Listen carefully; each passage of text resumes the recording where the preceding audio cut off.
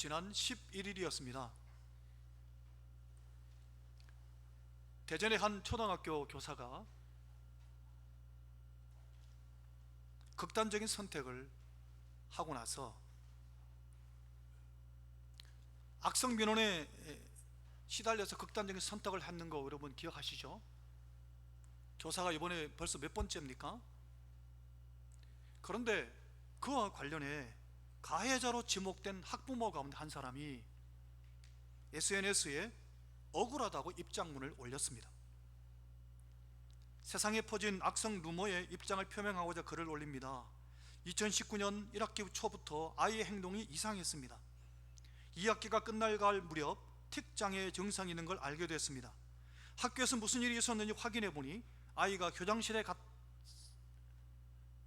갔습니다. 아이가 같은 반 친구와 놀다가 손이 친구 뺨에 맞았고, 잘 들으십시오. 선생님이 제 아이와 뺨을 맞은 친구를 반 아이들 앞에 서게 해 사과하라고 했습니다. 그러면서 쭉 이야기하는데, 정서적 아동학대 신고를 하고 학폭위를 열어서 담임을 배제시키고 아이와 다른 층에 배정하기를 요청하고, 심지어 그 다음 해까지 대전교육청에 민원까지 제기한 것을 아무런 죄책감 없이 입장문을 올렸습니다. 여러분, 제가 읽어드린 것 가운데 혹시 이상한 건 못 들으셨습니까? 아이가 같은 반 친구와 놀다가 손이 친구 뺨에 맞았답니다. 친구와 놀다가 아이의 손이 친구 뺨에 맞았답니다. 손이 왜 가슴 맞습니까? 아이가 뺨을 때렸다고 얘기하는 게 정확한 거 아닙니까? 그런데 반대로 아이의 손이 친구 뺨에 가서 맞았대요.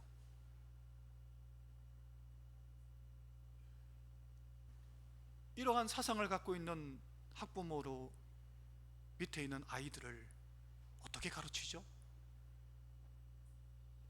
어떻게 생각이 삐뚤어져도 이렇게 삐뚤어질 수 있습니까? 아이가 다른 아이 뺨을 때렸습니다. 정말 잘못했습니다. 그게 맞는 것 아닙니까? 그런데 아이의 뺨이 친구 뺨에 가서 맞았대요. 저는 너무 기가 막혀서 자기 아이의 잘못을 인정하기는커녕 도리어 잘했다고 글을 올린 그 글이 얼마나 자기 나름대로 짜서 올렸겠습니까마는 거기에 그런 흠이 그대로 보이는 겁니다. 아동학대, 학폭이 여는 것보다 더 중요한 게 교권이 회복되는 게 우선입니다. 여러분, 선생님들이, 우리 교회는 벌써 선생님들 가정이 2가정이나 되는데 토요일마다 어느 날짜마다 모여서 데모하는 거, 여러분 저들 와저라는 거 이렇게 보지 마십시오. 올바른 겁니다. 선생님의 옛날에는 그림자도 밟지 말라고 그랬는데, 그래서 어떻게 아이를 교육하겠습니까? 시대가 얼마나 악한지 여러분, 그뿐만 아닙니다. 정치하는 분들을 보십시오. 누구를 위한 정치하는지 모르겠습니다. 백성들을 섬기며 백성들에게 헌신하는 게 아니라 저마다 자기가 극단으로 치닫고 있습니다. 여러분, 정말 살기 힘들 것 같아요. 이러한 시대를 우리는 어떻게 살아야 하겠습니까? 이 시대야말로 저마다 자기 생각대로 자기 감정이 최고 옳다고 생각하는 겁니다. 거기에 하나님 말씀이 들어갈 자리가 없는 겁니다. 어떻게 해야 할까요? 오늘 우리가 사는 이 시대와 거의 흡사할 정도로 그런 시대를 살았던 선지자가 있었습니다. 그 선지자가 이사야 선지자입니다. 그래서 이사야 선지자가 계속해서 그 백성들을 향해서 계속 회개하라고, 하나님께로 돌아오라고 말씀을 증거합니다. 그러다 그가 죽고 나서 100년 후에, 정확하게 100년 후에 나라는 망하고 맙니다. 하나님께 돌아오지 아니하서, 하나님의 백성인데 하나님께로 돌아오지 아니하고 이들이 어떻게 살았는지 아십니까? 하나님께 제사를 드린다고 하면서 헛된 제물을 드리고, 눈먼 것, 병든 것, 저는 것, 하나님 앞에 흠없이 드려야 하는 그 제물을 뿐만 아니라 성회와 아울러 악을 행하며 이스라엘 팔레스타인 지역에 푸른 나무가 있는 곳에는 전부 다 우상 만들어 놓고 우상을 섬기고, 지도자들은 백성을 짓밟고 가난한 자의 얼굴에 맷돌질하고, 주변 나라들의 침공으로 나라들이 초토화되어 버리고 예루살렘 성만 딱 남았는데도 불구하고 회개하지 않습니다. 마치 소돔과 고모라처럼 멸망당할 성읍과 같은 그러한 시대에 하나님이 왕 한 사람을 세웁니다. 그 왕이 히스기야라고 하는 왕입니다. 히스기야 이 왕에 대한 이야기가 이사야서에 기록되어 있습니다. 여러분, 이사야 선지자가 하나님 말씀을 증거할 때 66장을 이렇게 쭉 하나님 말씀을 이렇게 정강 그것을 그대로 이렇게 옮겨서 성경을 기록했는데요, 66장 가운데 39장까지는 하나님께 회개하고 돌아오라는 얘기입니다. 40장부터 마지막 장까지는 너희가 회개하지 않으면 결국 망할 텐데 망한 후에 하나님 이렇게 회복시키리라 라는 내용입니다. 그런데 회개하라는 내용 가운데 갑자기 생뚱맞게 뒷부분에 36, 37, 38, 39장에 히스기야 여기를 갑자기 삽입합니다.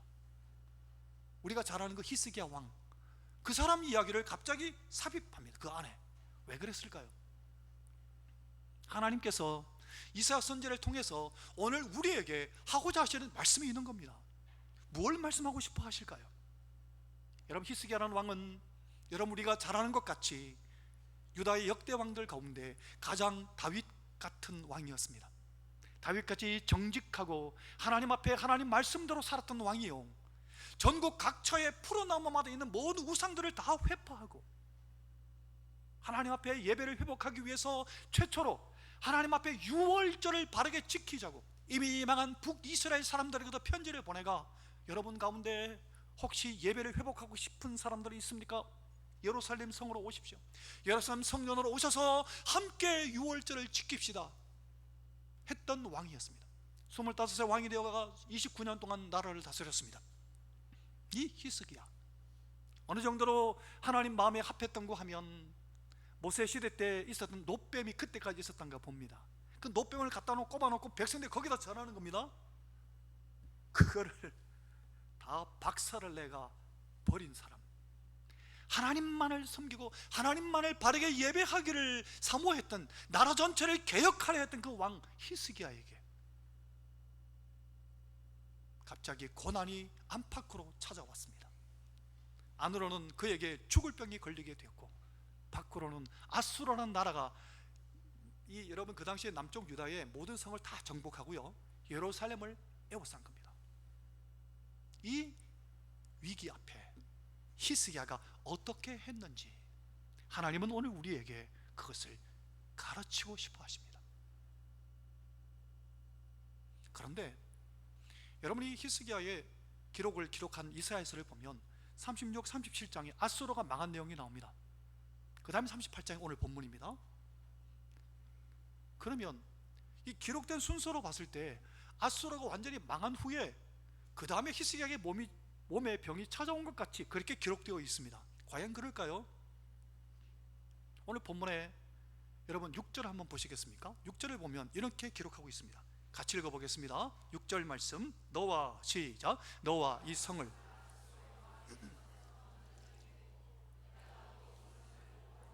이 구절 그대로 넣어보세요. 보십시오. 하나님의 응답은 히스기야가 자기 질병 때문에 하나님이 이사야 선지를 통해서 야, 너 죽을 병이니까 정리해라, 집안 정리, 주변 정리 다 하고 죽을 준비해라. 그때 히스기야가 하나님 앞에 간절히 통곡하며 기도합니다. 그랬더니 하나님이 이사야 선지를 보내갖고 응답하는 내용입니다. 이 성을, 너와 이 성을 아수르 왕의 손에서 건져내겠다. 내가 또 이 성을 보호하리라. 자, 그러면 아수르를 완전히 18만 5천 명 다 죽인 사건이 뒤에입니까? 앞입니까? 그렇죠. 그 사건이 뒤에 있음을 알 수 있죠. 하나님은 히스기야의 개인적인 죽을 병에 걸리게 하셔서 그것으로 말미암아 하나님은 히스기야와 그 나라에 하고자 하시는 하나님의 뜻이 있었던 겁니다. 한번 볼까요? 자, 먼저 1절을 한번 같이 보겠습니다. 1절 말씀 함께 읽어보겠습니다. 그때에 시작. 그때에 히스기야가 병들어 죽게 되니 아모스의 아들 선지자 이사야가 나아가 그에게 이르되 여호와께서 이같이 말씀하시기를 너는 내 집에 유언하라. 내가 죽고 살지 못하리라. 하나님 왜 그러셨을까요? 왜 하나님은 히스기야에게 정리해라. 여러분, 이때 히스기야 나이가 39입니다. 한창 하나님의 나라를 위하여서 우상을 회파하고 하나님 앞에 유월절을 바르게 지키고 예배를 회복하며 백성들 전체를 하나님의 나라로 만들어가려 하는데 하나님 갑자기 죽을 병 걸리게 하신 겁니다. 여기에 여러 가지 학자들이 견해가 있습니다. 백성들이 하도 말을 안 들으니까 하나님이 실망하셨다. 또 두 번째, 그가 우리가 모르지만 히스기야에 숨은 죄가 있어서 그랬을 것이다. 마치 다윗에게 숨은 죄가 있었던 것이 1년 후에 하나님이 나단 선지자를 보내갖고 바로 당신이 음행죄를 저질렀고 살인죄를 저질르지 않았냐고 했던 것 같이 숨은 죄를 지었을까?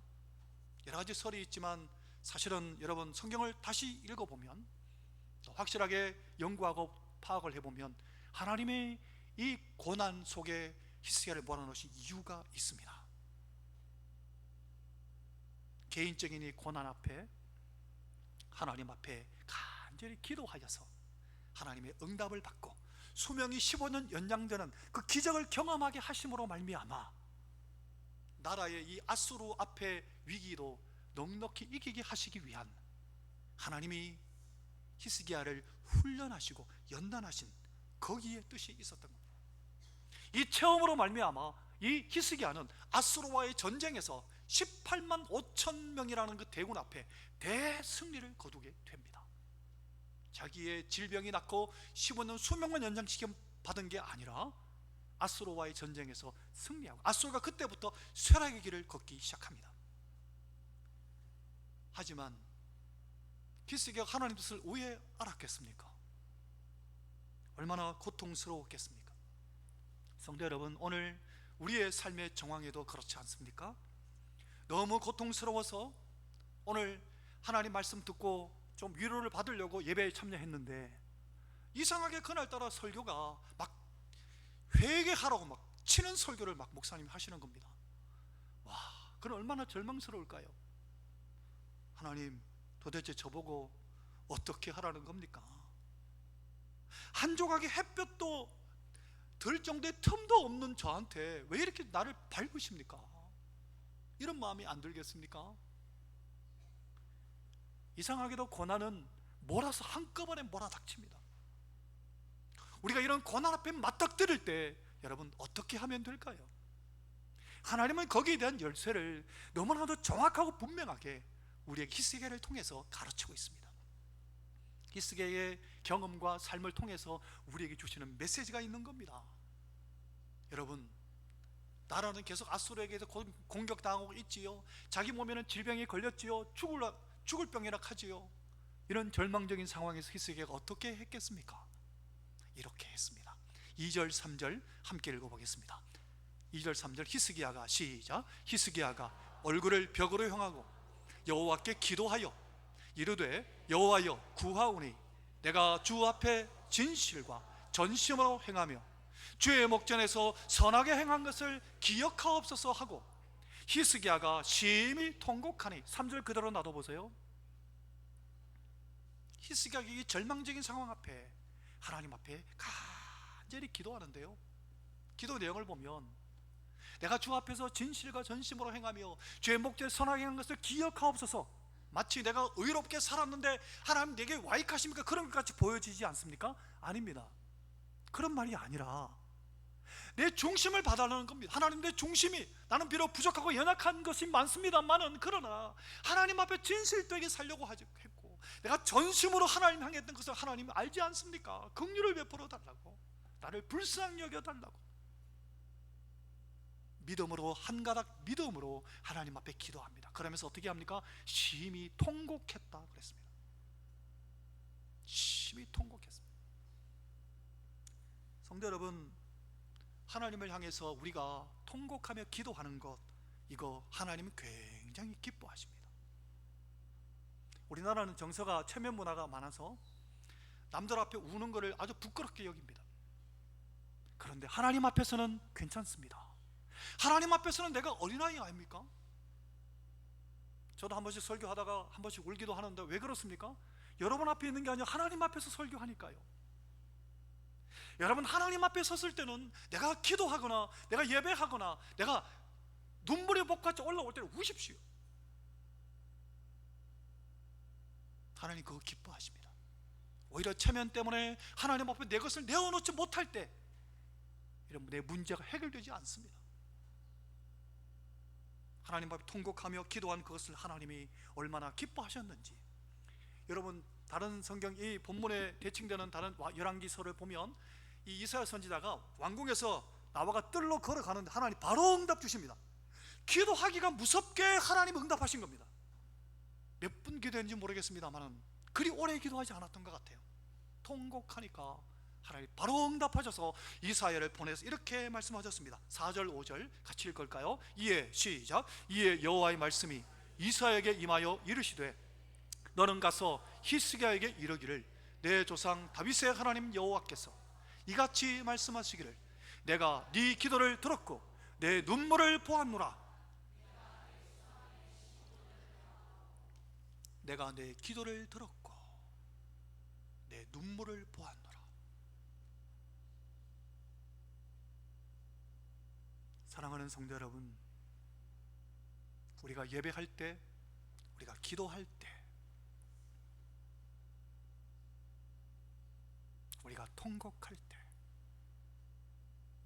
하나님이 내가 네 기도를 들었고 내 눈물을 보았다, 이 응답을 경험하시기 바랍니다. 하나님 이것 때문에 이 히스기야로 하여금 이 경험을 하게 하신 겁니다.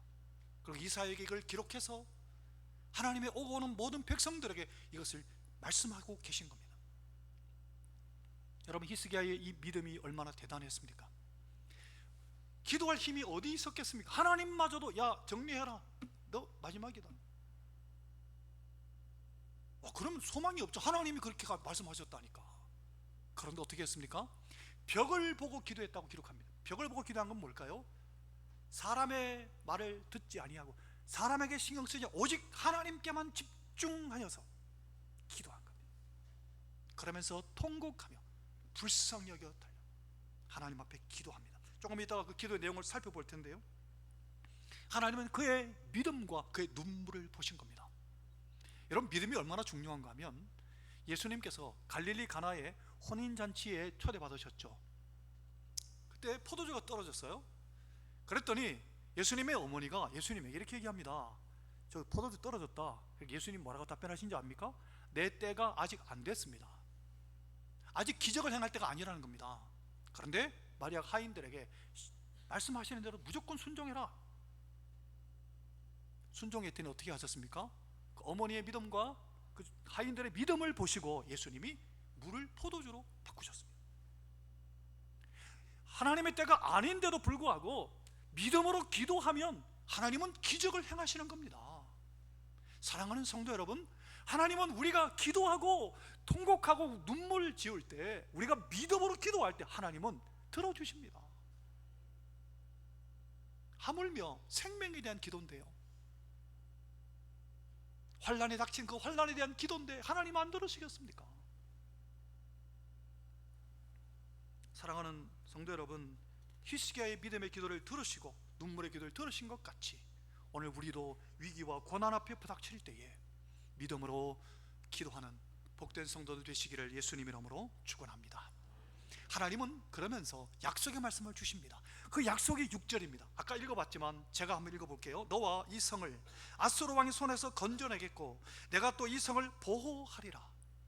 약속의 말씀을 딱 준 겁니다. 그러니까 이 약속의 말씀을 딱 붙잡았으니까 36장 37장에 보면 아수르 왕 사네립이 랍삭이라는 사람을 보내갖고 며칠 동안 계속 막 항복해라 항복해라, 너가 전쟁은 우리한테 안 된다, 우리가 정복하지 못한 나라가 어디에 있느냐 그러면서 막 너가 섬기는 여호와가 너희를 건질 줄 아느냐 그러면서 계속.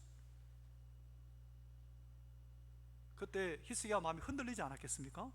흔들리지 않았습니다. 왜요? 이 약속의 말씀이 있었으니까. 마지막으로 사네립이란 그 아수르 왕이 마지막 최후 통첩을 보냅니다.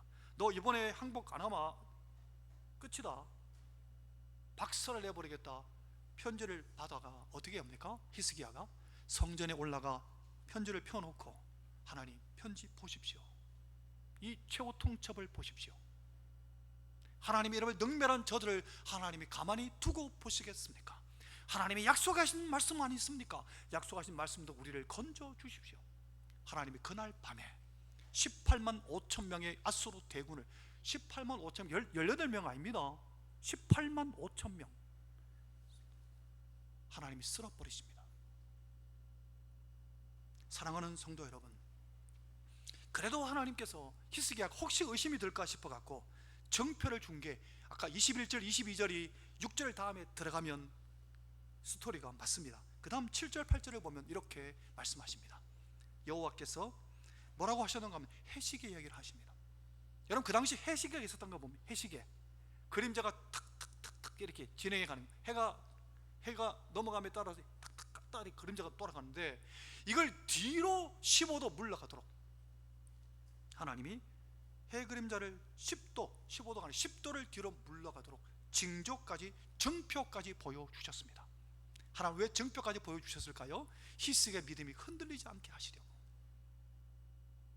그러면서 오늘 이사야 선지자는 오늘 본문에 히스기야가 기도한 내용을 적어놓고 있습니다. 한번 보십시오. 10절 11절에 보면, 제가 한번 읽어볼게요. 내가 말하기를 나의 중년에 스올의 문에 들어가고 지옥의 문에 들어가고 나의 여생을 빼앗기게 되리라 하였도다.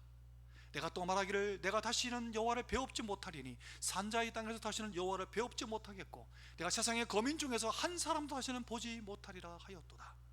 여러분, 믿음이 없는 사람 같지 않습니까? 히스기야의 기도가.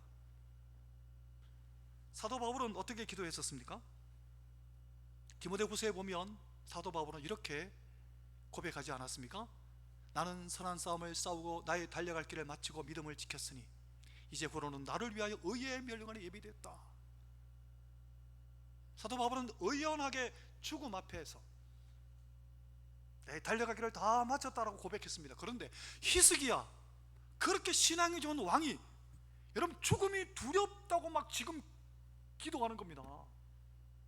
산자의 땅에서 어떻게 주님을 더 이상 뵙지 못하겠네요. 함께 예배하던 하나님의 백성들과 함께 예배할 수 없겠네요. 그러면서 막 두려워 떠는 겁니다. 얼마나 두려웠는지 그의 마음의 두려움을 12절에 이렇게 기록하고 있습니다. 나의 거처는 목자의 장막을 거둠같이 나를 떠나 옮겨졌고 직공이 배를 걷어 마름같이 내가 내 생명을 말았도다. 조석간에 나를 하나님이 끝내겠다. 뭔 얘기입니까? 여러분, 목자들이 잘하는 게 뭐냐면 양떼를 잘 목양할 뿐만 아니라 옮기면서 하니까 장막을 계속 옮겨야 될 거 아닙니까? 그러니까 텐트를 쳤다 걷었다가 금방 하겠죠.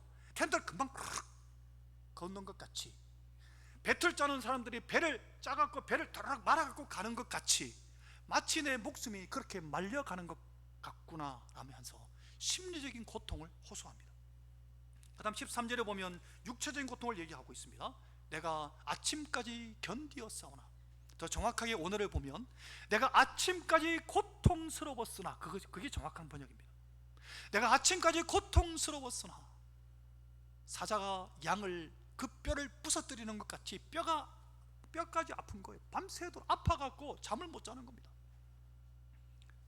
14절에 새로 비유를 들고 있습니다. 제비같이 학같이 비둘기같이 슬피 우나이다. 고통을 호소합니다. 그러면서 그가 이렇게 15절에 어느 정도 고통인가 하면 마지막 15절 마지막에 보십시오. 내가 종신토록 방황하리이다. 이 말은 내가 종일토록 잠을 이룰 수 없습니다, 그 말입니다. 그러면서 히스기야가, 여러분, 이 고통을 그대로 호소하고 기도한 이유가 뭘까요? 사도 바울처럼 믿음이 없어서 그랬을까요? 그렇지 않습니다.